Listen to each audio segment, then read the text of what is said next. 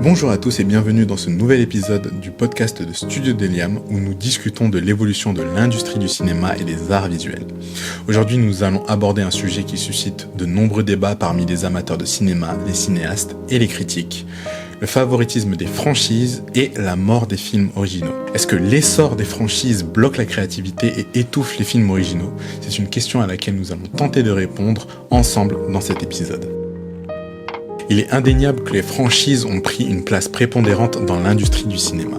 Si l'on regarde les 10 derniers films les plus rentables de chaque année au cours de la dernière décennie, une grande majorité d'entre eux appartiennent à des franchises bien établies comme des films de super-héros, des sagas d'aventure ou encore des remakes de classiques. Mais pourquoi les franchises sont-elles autant privilégiées par les studios ?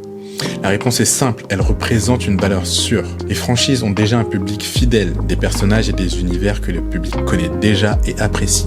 Les studios en quête de profit rapide et garanti préfèrent miser sur ces marques établies plutôt que de prendre des risques financiers avec des concepts nouveaux ou originaux. En d'autres termes, les franchises offrent une sécurité financière dans un marché incertain. Maintenant, la question qui se pose est la domination des franchises tue-t-elle la créativité ? De nombreux réalisateurs, scénaristes ou même acteurs se sont exprimés sur le sujet, soulignant que l'omniprésence des franchises limite les opportunités pour les films originaux.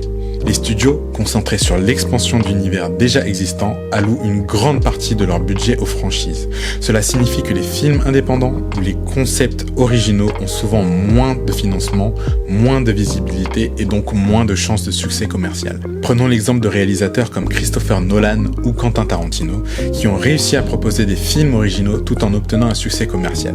Ces cas-là sont cependant des exceptions. Pour un réalisateur débutant ou en milieu de carrière, il est de plus en plus difficile de faire valoir des idées neuves face à la machine des franchises.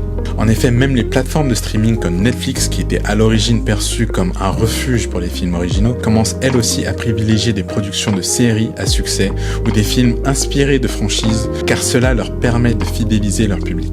Un point intéressant à aborder est le rôle du public dans cette dynamique. Est-ce que les spectateurs eux-mêmes ne sont-ils pas partiellement responsables de cette tendance ? Après tout, les franchises ne sont populaires que parce que le public continue de les soutenir en se rendant en masse dans les salles de cinéma. Les gens aiment la familiarité. Voir un nouveau volet de sa franchise préférée, c'est comme retrouver de vieux amis. L'idée de retrouver des personnages ou des mondes que l'on connaît procure une forme de réconfort. Mais cette tendance à consommer des suites ou des spin-offs finit par impacter la diversité de la proposition cinématographique. En choisissant systématiquement les mêmes types de films, les spectateurs contribuent, parfois inconsciemment, à la stagnation de l'offre. Cependant, il existe encore un public fidèle aux films originaux, aux histoires inédites et aux prises de risques artistiques. Ce public-là, bien que minoritaire, continue de soutenir les films indépendants et les productions audacieuses. C'est ce type de soutien qui permet aux films comme Get Out ou Parasite de devenir des succès même face aux mastodontes des franchises. Alors, que peut-on faire pour que les films originaux continuent d'exister dans un monde où les franchises semblent avoir tout conquis ?